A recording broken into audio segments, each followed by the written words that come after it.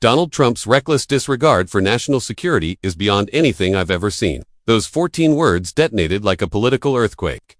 The airwaves crackled, newsroom phones erupted, and social media timelines spun out of control within seconds.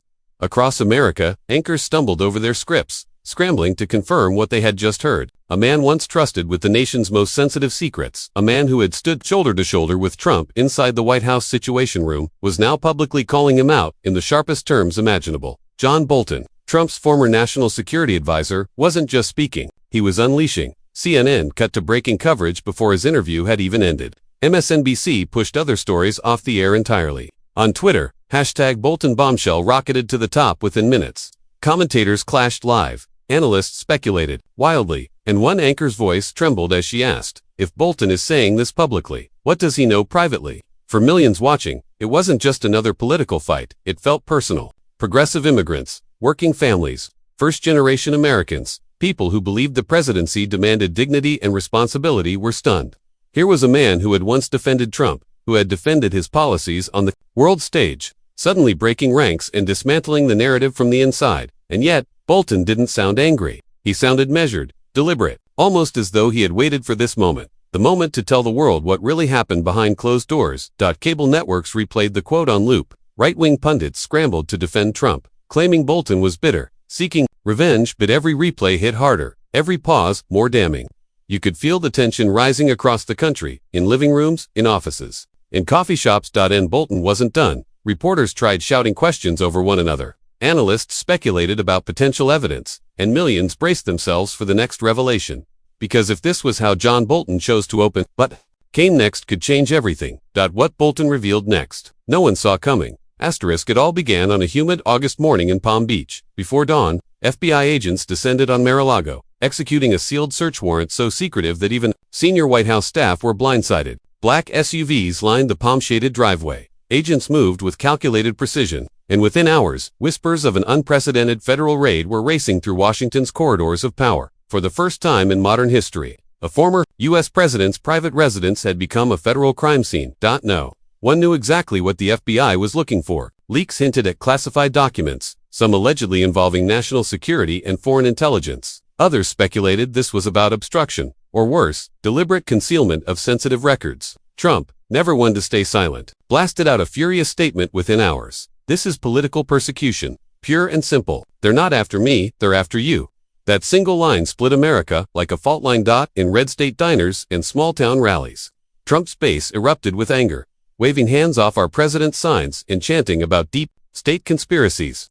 Conservative talk radio hosts called it the death of democracy. Meanwhile, on the other side of the divide, progressives saw vindication. To them, this wasn't political, it was accountability finally catching up to a man long accused of dodging it. Social media feeds turned into battlegrounds, hashtags clashing like digital swords. #witch hunt versus #justice for all. Cable networks went wall-to-wall. CNN's Kiran screamed unprecedented raid. Fox News demanded investigations into the investigators. MSNBC panels debated constitutional crises in real time.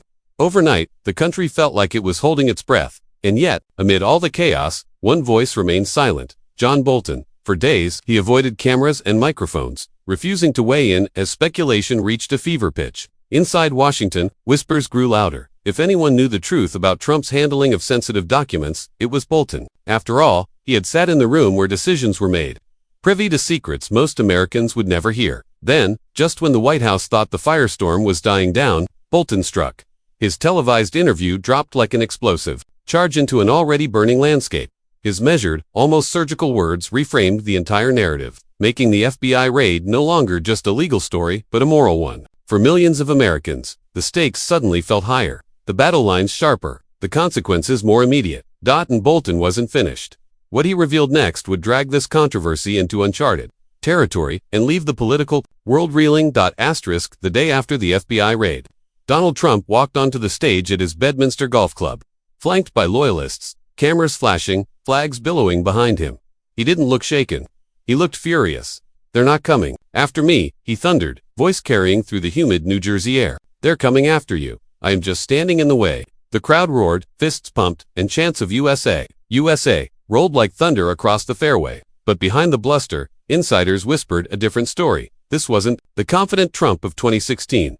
This was a man cornered. Within hours of the raid, Trump launched a scorched earth offensive. On Truth Social, his all caps posts dropped every hour, each one more incendiary than the last. FBI equals corrupt, but Doge has been weaponized. They hate America. Then came the attacks on individuals. He accused Attorney General Merrick Garland of destroying the Constitution. He called FBI Director Christopher Wray a puppet of the radical left. And when reporters asked about John Bolton, Trump's voice dripped with venom. Bolton, he's a disgruntled liar. Everyone knows it. Weak didn't have the guts to get things done when he worked for me. The base loved it. His allies amplified it. But in the quiet halls of the Department of Justice, officials took his rhetoric as something else, a threat. On Fox News, hosts rallied behind Trump, portraying him as the victim of a deep state conspiracy. One panelist declared, if they can raid Trump's home, they can raid yours next. Meanwhile, on MSNBC, Rachel Maddow opened her monologue with a chilling counterpoint. This isn't about politics. This is about whether anyone is above the law. The country fractured deeper. Trump reveled in it. Every attack against him became fuel for his narrative. He wasn't just defending himself, he was defending America. He told supporters, at a rally, days later, the FBI thinks they can intimidate us. But this is just the beginning. We're going to take back our country. Crowds erupted, waving red hats and handmade signs, reading, "We stand with Trump." Outside Mar-a-Lago, caravans of pickup trucks wrapped in flags circled the resort. Like sentinels, to them, Trump wasn't just a former president, he was a symbol of resistance against an establishment they no longer trusted. But the cracks were forming. Quietly, behind closed doors, Republican strategists panicked. Donors whispered about the optics. Former allies, once untouchable, began distancing themselves. And then there was Bolton. The history between the two men was complicated. Bolton had been Trump's bulldog, a hawkish national security advisor who defended the administration's most controversial foreign policy moves. He had sat in the Situation Room, briefed on classified intelligence, and argued strategy at the highest levels. For years, he had been part of Trump's inner circle, but their falling out had been messy.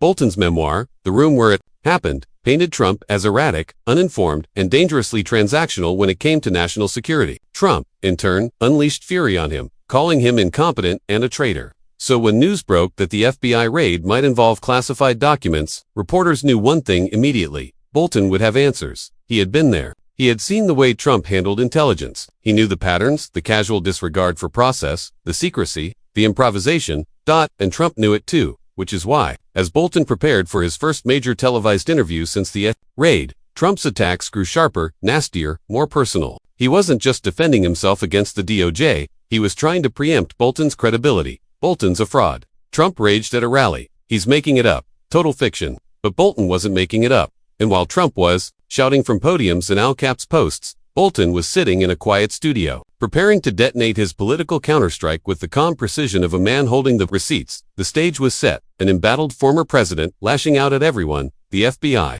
the DOJ, the media, even his own former allies, while one man waited patiently for his moment. Because for John Bolton, this wasn't about politics anymore, it was personal. John Bolton was never supposed to be the hero of this story. For decades, he was known as a hardline Republican hawk, fiercely loyal to conservative ideals, unflinching in his belief that America's strength came from projecting power abroad. From the halls of Yale Law School to the corridors of Washington, Bolton built his reputation brick by brick, blunt, unapologetic, and uncompromising. By the time Donald Trump called him in 2018, Bolton was already a veteran of Republican administrations. He had served under Reagan, Bush Sr., and George W. Bush, famously advocating for aggressive strategies in foreign policy. To Trump's base, he seemed like the perfect fit, a bulldog who could defend the president's America First agenda on the world stage. And at first, Bolton delivered.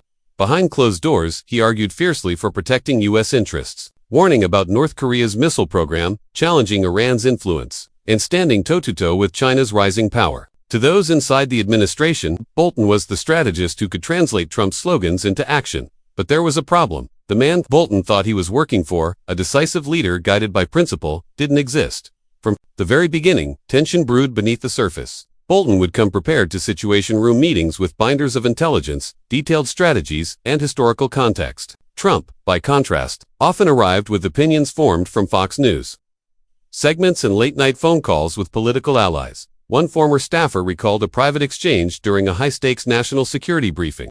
"Mr. President," Bolton said, carefully outlining a scenario involving Iranian missile threats. Trump waved a hand dismissively. "John, I saw something on TV last night. We don't need your charts. Bolton's jaw tightened, but he said nothing. Not yet. Over time, those moments multiplied. In private, Bolton grew frustrated by what he described as Trump's transactional view of foreign policy. The president seemed less interested in strategy and more concerned about headlines, personal loyalty, and photo ops. The breaking point came during a classified discussion about intelligence sharing with U.S. allies. Bolton argued for safeguarding sensitive information, citing decades of protocol. Trump, according to Bolton's later memoir, leaned back in his chair and said with a smirk, "Don't worry, John, I know who to trust." A week later, Bolton learned Trump had shared details of a classified briefing with a foreign leader, without consulting the intelligence community. From that day forward, something shifted inside him. Bolton began keeping meticulous notes, documenting exchanges that left him uneasy. He watched as Trump brushed aside experts, ignored caution, and treated classified information as bargaining chips. Inside the West Wing, whispers spread among senior staff. Bolton wasn't towing the line anymore, but loyalty ran deep, and for a time, Bolton stayed silent. Publicly, he defended Trump's policies on Iran, North Korea, and Afghanistan. He appeared on Sunday shows, delivering sharp soundbites, projecting unity. Privately, though, he clashed with the president over nearly every major decision, from troop withdrawals to summit optics. The final fracture came in 2019, inside the Oval Office. Bolton urged caution on a plan involving sensitive intelligence assets overseas. He laid out the potential risks, warning of catastrophic fallout if certain information became exposed. Trump leaned forward, bristling, and snapped, "I make the decisions here, not you, not the so-called experts, me." Bolton left that meeting, convinced of two things. Donald Trump was willing to gamble with national security, and one day, the cost of that gamble would come due. Their relationship deteriorated rapidly after that. Within months, Bolton resigned, though Trump would later claim he was fired. When Bolton published the room where it happened, the backlash was immediate. Trump blasted him as a liar, a traitor, and a washed-up bureaucrat. But readers devoured the book, captivated by its behind-the-scenes account of chaos inside the West Wing.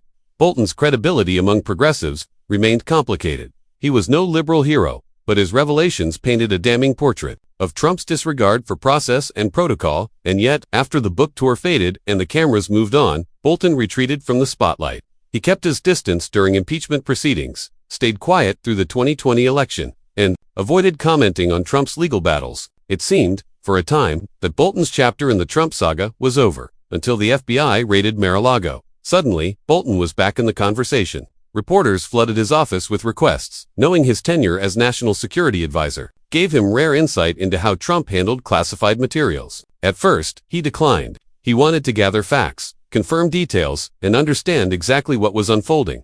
But as he watched Trump lash out, accusing the FBI of treason, calling prosecutors enemies of the people, and dismissing the seriousness of potential national security breaches, Bolton reached his limit. He agreed to a sit-down interview, his first since the raid.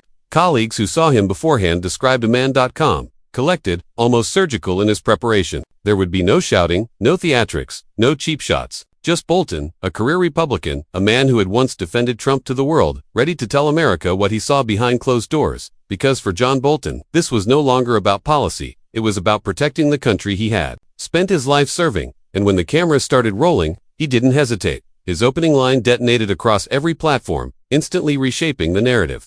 But what came next? That was the part no one saw coming. The studio lights burned bright, and the room went silent as John Bolton leaned forward, his expression calm but unyielding. Across from him, the interviewer shuffled notes nervously, aware that millions of Americans were watching live. "Mr. Bolton," the anchor began, "you served as National Security Advisor under President Trump. You had access to classified intelligence at the highest levels. Based on what you know, should the public be concerned about the documents seized from Mar-a-Lago?" Bolton didn't blink. Concerned, he paused, letting the weight of the moment hang in the air. If even half of what's been reported is accurate, we're not talking about misplaced paperwork. We're talking about materials that could compromise US operations and intelligence sources around the world.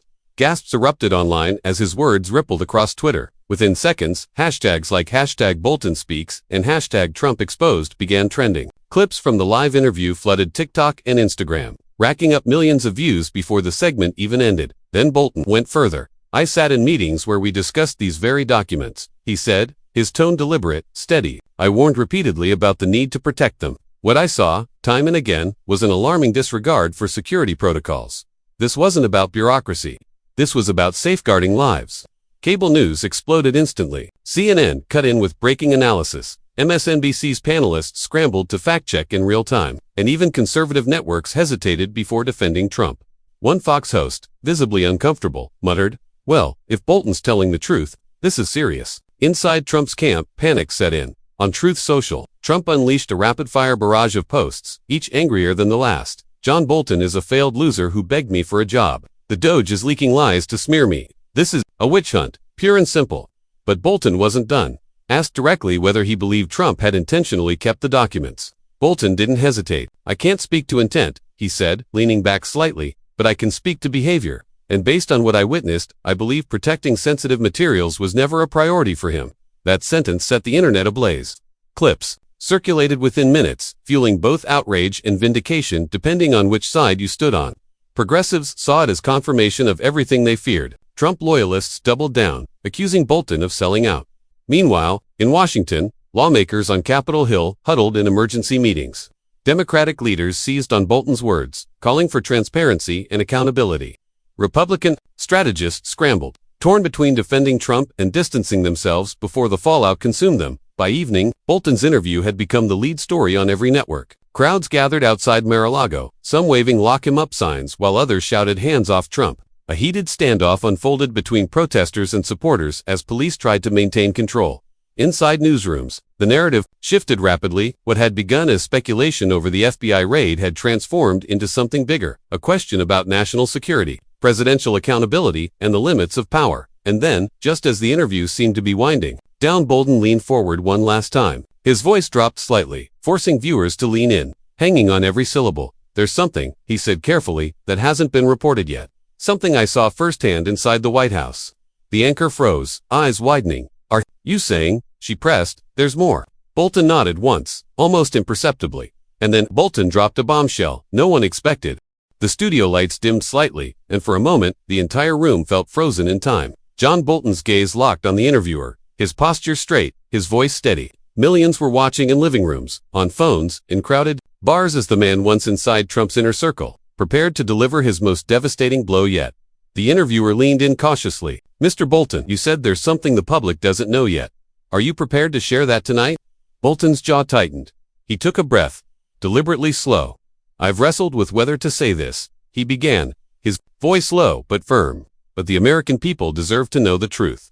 The pause that followed felt like an eternity. Twitter timelines froze. Newsrooms went silent, anchors pressing earpieces as producers barked in their ears to stand by for history. Bolton continued, "During my time as National Security Advisor," he said carefully, "I personally witnessed instances where classified information was treated, casually, carelessly, in ways that would shock the average citizen." The interviewer blinked, startled. "Casually? Are you saying President Trump knowingly put national security at risk?" Bolton's reply was deliberate. "Surgical. I am saying this when it came to safeguarding the nation's secrets. His priority was never national security. It was always personal leverage, always political gain." Gasps erupted in the studio. Online hashtags #Bolton bombshell and #national security breach exploded within seconds. MSNBC cut away to a panel already scrambling to analyze the implications. While Fox News hesitated, their anchors visibly unsettled. One murmured nervously, "That's a serious accusation." But Bolton wasn't finished. He leaned closer to the camera now, voice lowering to an almost chilling calm. "I was in the Oval Office when we discussed certain intelligence reports. I watched decisions being made, not based on what was best for the country, but on what was best for him. And when it came to classified materials, I warned him, repeatedly, about the dangers of mishandling them." The interviewer interjected, and his response, Bolton didn't blink. He laughed. That single word detonated across the internet like a shockwave. Within minutes, "He laughed" was trending globally. Meme-makers went wild. Clips of Bolton's statement racked up millions of views, and political commentators called it the most damning moment of Trump's post-presidency. Inside Trump's camp, the response was instantaneous and furious. On Truth Social, Trump fired off in all caps, "John Bolton is a liar and a disgruntled former employee. He's making this up to sell books. Fake news. Deep state. Witch hunt." But for the first time, his tone sounded shaken. Sources inside Mar-a-Lago leaked reports of a visibly agitated Trump pacing the halls, barking orders at aides, and demanding loyalty statements from Republican allies. One insider described it bluntly, "He's rattled." Bolton knows where the bodies are buried. Back on MSNBC, the panels erupted into organized chaos. One former intelligence officer said, breathless, "If Bolton's claims are accurate, this isn't just about mishandled paperwork. This could involve compromised sources and national security breaches. This is bigger than Watergate." Fox News, under pressure from both sides, pivoted cautiously. Their lead analyst admitted, "We can't dismiss this out of hand. Bolton had top-level clearance. He knows things we don't." Meanwhile, progressives across social media mobilized instantly. Influencers clipped Bolton's key lines and blasted them across TikTok, YouTube, and Twitter. Liberal PACs turned his quotes into attack ads within hours, hammering the message. Bolton warned Trump. Trump laughed. America paid the price. By now, crowds had gathered outside federal courthouses in New York and D.C., holding up signs reading "Accountability now" and "No one is above the law." Reporters swarmed congressional leaders, demanding statements. Senate Democrats called emergency briefings while House Republicans splintered, some doubling down behind Trump, others suddenly going silent, and then came the moment. The interviewer, visibly stunned, pressed Bolton one last time. "Mr. Bolton, are you suggesting the FBI raid wasn't just about missing documents?" Bolton hesitated, his fingers tapping once against the table, his gaze unflinching. Then he spoke the line that would dominate headlines worldwide. "I'm suggesting," he said slowly, "that what the FBI found at Mar-a-Lago may only be the tip of the iceberg." For a full 3 seconds, no one moved, no one spoke. Then the studio erupted. Analysts shouted over each other. Social media detonated. Within minutes, the phrase "tip of the iceberg" was plastered across every chyron, every trending feed, every political podcast. With one sentence, Bolton reframed the entire FBI raid controversy, turning it from a procedural investigation into a full-blown national security crisis. And America had no idea what was coming next. The airwaves hadn't cooled since Bolton's mic drop moment. It was as if the entire country had been thrown into a political earthquake, and the aftershocks were growing stronger by the minute. By dawn, Twitter was a battlefield. Hashtags dominated. The trending board, #Bolton bombshell, #Trump documents, #national security crisis. And the most viral of all, #he laughed. Within hours, tens of millions had shared Bolton's clip. TikTok creators dissected every second, stitching Bolton's words with archival Trump footage, making the tension feel even more explosive. On Instagram, progressive influencers launched a coordinated wave of posts. One video, showing Bolton's line, "His priority was never national security. It was always personal leverage," racked up 23 million views in 12 hours. The caption read, "This isn't about politics anymore. This is about accountability." Cable news networks scrambled to keep up. MSNBC turned their entire primetime block into the Bolton files, running back-to-back panels with former intelligence officials, constitutional lawyers, and historians. Rachel Maddow, visibly rattled, looked into the camera and said, "We have just crossed a threshold tonight. Bolton hasn't just accused the former president of mishandling classified materials, he suggested the FBI raid could be the beginning of something far more explosive." Across town, CNN erected a full-time crisis tracker, displaying a real-time counter of tweets, congressional statements, and corporate responses. Fox News, caught between defending Trump and avoiding credibility collapse, opened with a shaky line, "The Bolton allegations remain unvetted, but they can't be ignored." Still, whispers leaked from inside the Republican establishment. Several high-profile GOP strategists were suddenly cautious on camera, choosing their words carefully. One unnamed senior Republican told Politico, "If Bolton has receipts, this could be catastrophic. It's not just about loyalty to Trump anymore, it's about political survival." On Capitol Hill, cracks began to form. Senate Republicans quietly scheduled closed-door briefings, while House Democrats demanded immediate hearings. At one impromptu press conference, Representative Jamie Raskin declared, "If John Bolton's statements are accurate, the implications for our national security are staggering. No one, not even a former president, is above the law." Meanwhile, in the court of public opinion, emotions were boiling over. Protesters flooded federal buildings in D.C. and Miami, waving signs that read "Classified, ISNT, a joke," and "Hold him accountable." Interviews on the ground revealed a nation deeply divided. One college student from Chicago, her voice shaking with anger, told MSNBC, "I don't care what side you're on. This is about protecting the country. If he laughed about national security, he doesn't deserve power." Outside Mar-a-Lago, a small but vocal group of Trump loyalists shouted "witch hunt," while waving MAGA flags, their chants drowned out by counter-protesters yelling, "No, one's above the law." Late-night television seized the moment instantly. On The Daily Show, the host opened with a viral one-liner. Bolton basically just said Trump treats classified documents like old pizza menus, and honestly, that tracks. The audience roared, clips racking up millions of views before midnight. But beneath the comedy, the stakes were deadly serious. Behind closed doors, former intelligence chiefs met with DOJ officials to evaluate Bolton's claims. One source told the Washington Post, if even half of what Bolton suggested is true, the FBI raid may have uncovered only a fraction of the risk. There could be layers of compromised intelligence we haven't even begun to untangle. The story wasn't just political anymore, it had become a national security alarm bell. And then, as the frenzy reached its peak, an unexpected development hit. Leaked audio. Late Friday evening, a mysterious clip began circulating on Reddit and Telegram, allegedly from an Oval Office conversation between Trump and his closest advisors. In the recording, a voice sounding unmistakably like Trump's joked about keeping a few files just in case. The DOJ refused to comment. Fox News hesitated. MSNBC ran the clip on repeat. Twitter descended into chaos. Progressive activists used the moment to galvanize their base. This is it. This isn't partisan. This is about truth versus corruption. Even conservative columnists who had defended Trump for years began hedging their bets. One op-ed in National Review admitted, reluctantly, the Bolton interview may mark a turning point. If more evidence surfaces, Trump's influence over the GOP could shatter faster than anyone expected. But the real escalation was still ahead, because the whispers on Capitol Hill weren't just about hearings anymore. They were about possible indictments. And as Sunday morning approached, one chilling question echoed across every news panel, podcast, and dinner table. If Bolton's right, what else is hiding beneath the surface? America was bracing for impact, and the iceberg Bolton hinted at was getting closer by the hour. John Bolton didn't set out to become a hero. In fact, for much of his career, he was anything but. A staunch Republican, a foreign policy hawk, a man who believed in loyalty and hierarchy. He spent decades climbing the conservative ladder. But on this night, after his interview shook the nation, Bolton wasn't speaking as a partisan. He was speaking as a witness to power, and as someone who finally decided to tell the truth. As the frenzy settled into a tense silence, one thing became clear. This was no longer just about Donald Trump, the FBI raid, or even the documents at Mar-a-Lago. This was about what kind of nation America wanted to be. Bolton's words had cut through the noise, slicing across party lines and talking points. It doesn't matter if you're Republican or Democrat, he said, his voice steady, unwavering. When national security is compromised, when classified secrets are treated like bargaining chips, that's not leadership, that's betrayal. That clip became the soundbite of the week, playing on repeat everywhere from late-night monologues to grassroots rallies. And slowly, something unexpected began to happen. The conversation shifted. People who hadn't agreed on anything in years suddenly found common ground.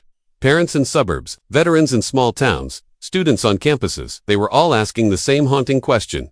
Who can we trust with power? Progressives saw Bolton stand as validation, proof that their warnings about Trump's disregard for norms were justified. But even among moderate conservatives, there was a quiet reckoning. It wasn't just about defending a man anymore. It was about defending the idea of America. Inside Washington, tensions reached a boiling point. Congressional leaders began whispering about unprecedented reforms, new protocols for classified material, tighter oversight of executive authority. Think tanks and advocacy groups launched emergency campaigns to educate voters about security risks. Cable networks debated not just what happened, but what it meant for democracy itself. And through it all, Bolton stayed calm. No theatrics, no celebration, just a quiet insistence that accountability must come before politics. On CNN, when asked if he feared retaliation from Trump or his supporters, he answered simply, "I took an oath to protect the country. That oath didn't end when I left the White House." That line lit up Twitter like wildfire. Thousands reshared it with the same caption, "Country over party." But Bolton's stand resonated beyond politics because, at its core, it wasn't about one man's feud with another. It was about a deeper, more universal struggle. Truth versus corruption, justice versus chaos, dignity versus arrogance. For millions of Americans, it became a reminder that democracy doesn't survive on autopilot. It requires people, ordinary citizens and insiders alike, to step forward, speak up, and refuse to be silenced. And yet, the story was far from over. Trump's base remained fiercely loyal, and the former president himself doubled down, framing Bolton as a deep state traitor. Republican leadership faced growing pressure to either distance themselves or defend him at all costs. The political battlefield was set, and the stakes had never been higher. But Bolton's interview had already shifted the ground beneath their feet. It proved that even in an era of disinformation, one person's words can still pierce the echo chamber, because sometimes, truth doesn't shout. Sometimes, it cuts through like a whisper you can't unhear, and in that moment, America was listening. Whether you agreed with Bolton or not, his stand left the country staring into the mirror.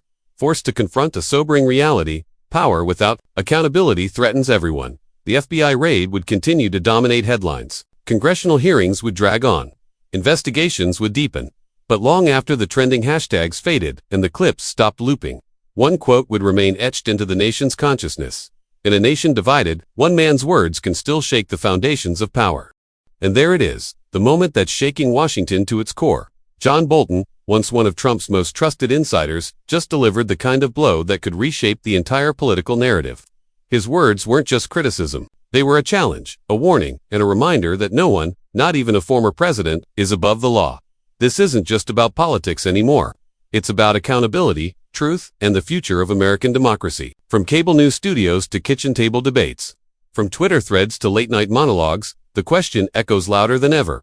Who can we trust with power? And who will stand up when that power is abused? Bolton's takedown has already set off a storm, hashtags trending worldwide, headlines breaking by the hour, and a political establishment scrambling to respond. But make no mistake, this is only the beginning.